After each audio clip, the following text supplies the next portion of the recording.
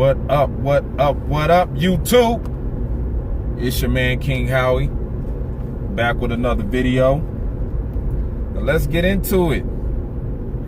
The Boston Celtics outlast the Milwaukee Bucks to win the home playoff game without the kid Kyrie Irving. Hard-fought game. Jason Tatum was unbelievable. Chris Middleton as well. Shit. Al Horford showed up and balled out. Exciting game, man. I was shocked to see Milwaukee take it that far. I thought, they would fall short, but Chris Middleton made a hell of a shot at the end of regulation. So I think this series might go 7. I think Milwaukee is going to answer back at home. I just hope Boston didn't run out of gas. Terry Rozier is going to have to step up in a major way. So that series should be exciting. But LeBron James, LaDrama James, wind up losing his first playoff game at home in his 15-year run in NBA career. And like I told y'all in the last video, I thought it was a huge possibility that the Cleveland Cavaliers could lose the first game against the Indiana Pacers. Oladipo showed up and showed out. Yeah, man, they came ready to play. LeBron James, of course, he got his triple-double, so, they're going to run with that whole narrative in the media. They're going to run with this, can Cleveland come back in this series and get to the Eastern Conference Finals? They're going to go crazy about all that shit, too, in the media. Just the kind of shit that LeBron James is good for, creating a narrative and a lot of drama behind his legacy. Like, this is all they're going to talk about is the Cleveland Cavaliers and, they not going to be able to beat the Philadelphia 76ers and just a whole bunch of hoopla and all, just to keep, the NBA interesting. I think this is going to probably go 7-2. And I still got the Cleveland Cavaliers through all of the drama James stuff that's going to go down. I still got Cleveland winning this series, and LeBron James is probably going to average a triple-double throughout the whole series. Oklahoma City wind up, they won, did they thing. I just, I was really thinking Utah had a chance to beat OKC, but the more and more I see it, I don't see it happening, man. Ricky Rubio is not going to be able to stop Russell Westbrook. Or in some cases, people like to call him West Brick. I like to call him his real nickname, Beast Brooks. I just like to call him Brick Brooks. So Brick Brooks is going to run through them like a hot knife through butter.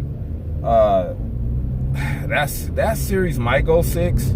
It's probably gonna go 6. I could see Utah probably getting a couple of home wins. Brick Brooks will probably have a couple of nights off where he just shooting out of control, under 30% or some shit like that, and he just being rambunctious, and the ball is his friend. Remember that. He don't care about nothing but the ball. Damn, why am I driving to the hood, man? I do not feel like going this way. But oh well, fuck it. Right now, Houston and Minnesota going at it right now. I don't know who's gonna win this series. Of course, yeah, I do know who's gonna win it. Houston is gonna win this series, but just looking at a couple of minutes of the game, Chris Paul, man, he's starting to look a little long in the tooth. He's starting to look like he was huffing and puffing out there. So I think James Harden is going to have a real good workload on him. James Harden going to have to, him and Clint Capella they're gonna have to hopefully Ariza step up, but them three, they're gonna have to step up in a major way if they wanna hold it down for Chris Paul. I'm just saying.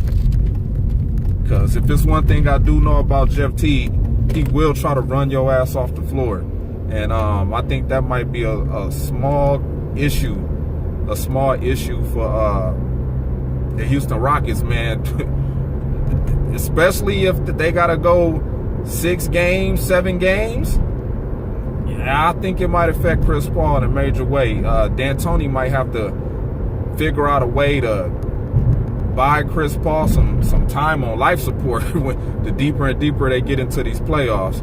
Because you got to think about it right now. Curry got a lot of rest right now. Curry is resting. He healing up. He resting. You know, when he get back, he gonna have fresh legs and he might run through the postseason. You never know.